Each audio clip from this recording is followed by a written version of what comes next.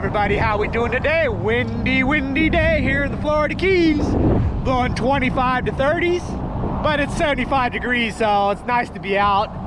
But I figured it'd be a good time to go back to the bridges. I haven't bridge fished in probably a year now, so I figured, hey, why not? This is the perfect time. You got a long, full week of windy days. And I figured today would be not the best for fishing, but it would make for a good, kind of like a shakedown trip. Make sure all my gear is ready and I'm not forgetting stuff, which I did. So let me walk you through what we're gonna do today. We're over here set up at my bait shop spot. Gonna be looking to pick up a few pinfish, I think. We've got the outgoing tide going that way, so that works for us. So let me show you my gear that I'm running. All right, let me go through the gear that I'm using. Today is a light day, just kind of a quick refresher course for myself.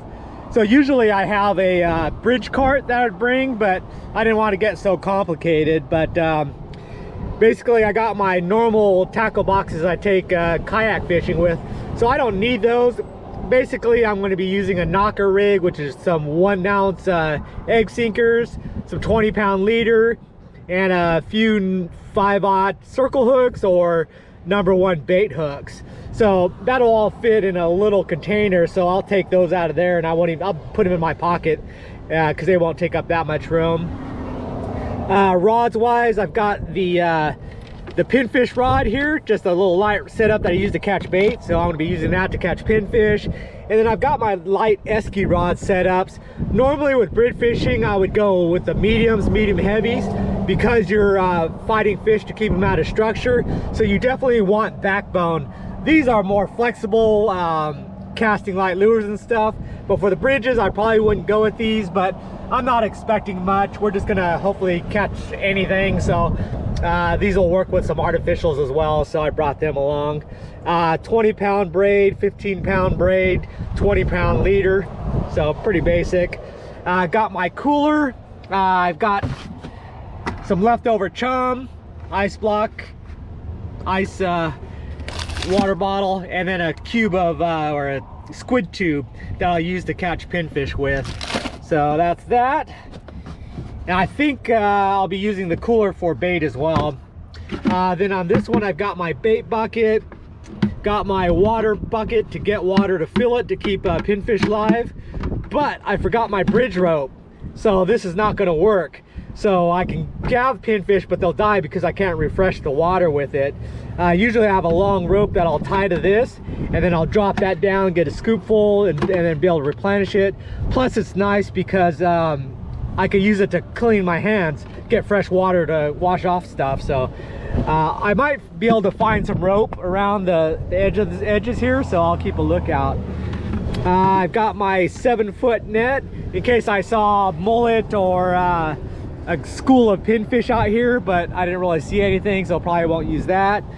I got my plastics box, probably won't take that, just take a couple shrimps and small paddle tails. Got my batteries for my GoPro, memory cards, but probably won't need that. And I got some water, so that is basically my setup. Now of course the things that I forgot, one was the bridge rope. Very important. Live bait matters. You got to take care of them.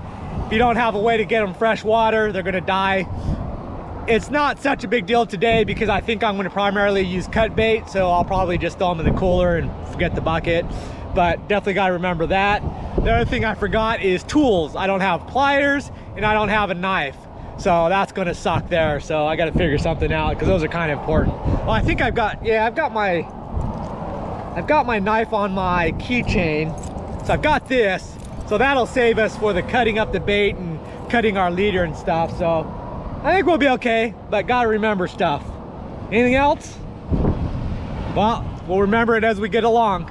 Okay, for catching the pinfish, I've just got a basic Carolina rig setup, just a really light egg sinker, just so I can cast down to a swivel, and then about 8 inches or so down to a number 12 gold bait hook there. So quick and easy.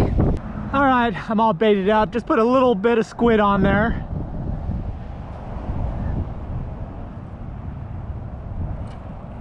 Just gonna drop it down there.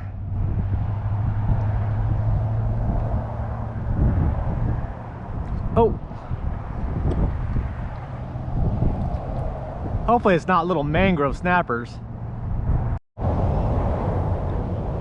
Oh, there we go. I think we got our target species. Yeah, perfect. Nice pinfish. On a better day, I would use this hole alive to go after mangrove snappers, so it would eliminate the little dinky ones and just strictly target the big ones. But I think I'm going to be cutting this guy out. All right, there we go. Another one. Perfect. Here's a pro tip for you, all about the bait, even the bait you're going to use to catch your bait. Keep it on the ice. Don't leave your shrimp or squid out in the warm air. It just turns nasty. So if you wouldn't eat it, don't give it to the fish.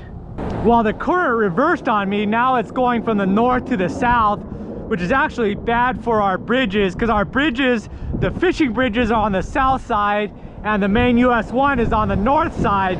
So you want the current to be going from the south to the north so you can fish the underside of US 1. This is one of the few areas where it's got a pocket where it's actually better on this side. I'm going to throw a Esky shrimp out there before I try catching more bait. See if they like the shrimp.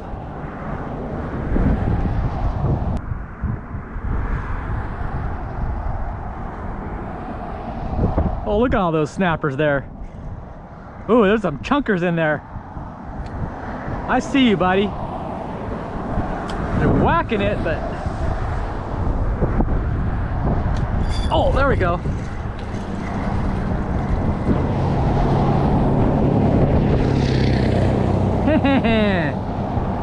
On the Esky shrimp.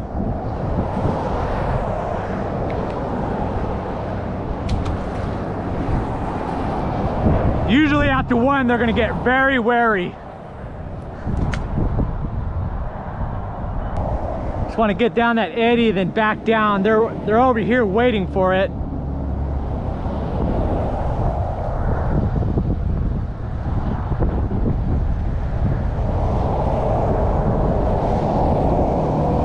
Nice juicy chunk of bait fish. Come and get it.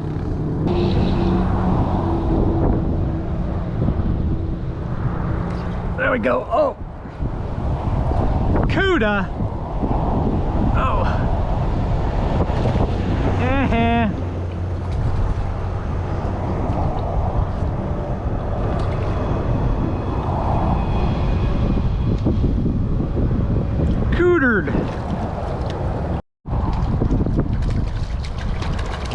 Cootered. Cooters.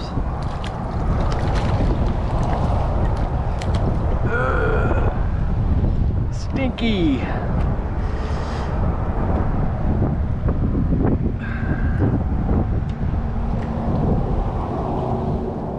Don't bite. There he goes. Boom. All right, we're over here at Geiger Bridge. Ooh, white capping out there. Ooh, really dirty. That's not good. Yeah, that's a problem. When you're on the wind side, it gets mucked up. I can't tell. We'll drop some cut baits and see if they'll pick up the scent. Well, because of how murky it is, there's not much I could do. This is when a dead bait is actually better than live bait, so I'm just gonna tuck it under that edge there, and hopefully they'll smell it and find it. Get it under that muck. Well, something is bumping it.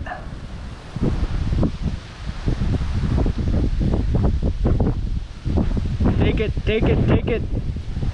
Wonder if they already did take it.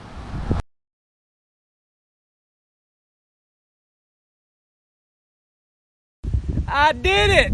I got something off the bridge. Yay! All right, we're back. The GoPro died, of course, the battery. I had to use my camera just to get that last fish in.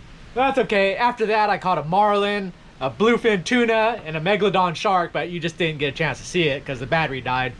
But anyways, I gotta unleash the beast over here. I gotta oil it up. That's the old bridge cart there, so that'll be an updated project. Look how rusty it gets. Make sure that baby's running. Pliers, knife, and I have to have the bridge rope. The bridge rope is so important because I forgot that it was more than just getting water and to fill the bucket for the pinfish and clean my hands, but that's also how I attach my chum bag, get that into the water and attract the fish. So without that, it makes things a lot tougher. So I don't know, we'll get back to it maybe when there's a little bit less wind, under 20s, and then we'll give it another shot. But otherwise, thanks for watching, and I'll see you next video. Bye.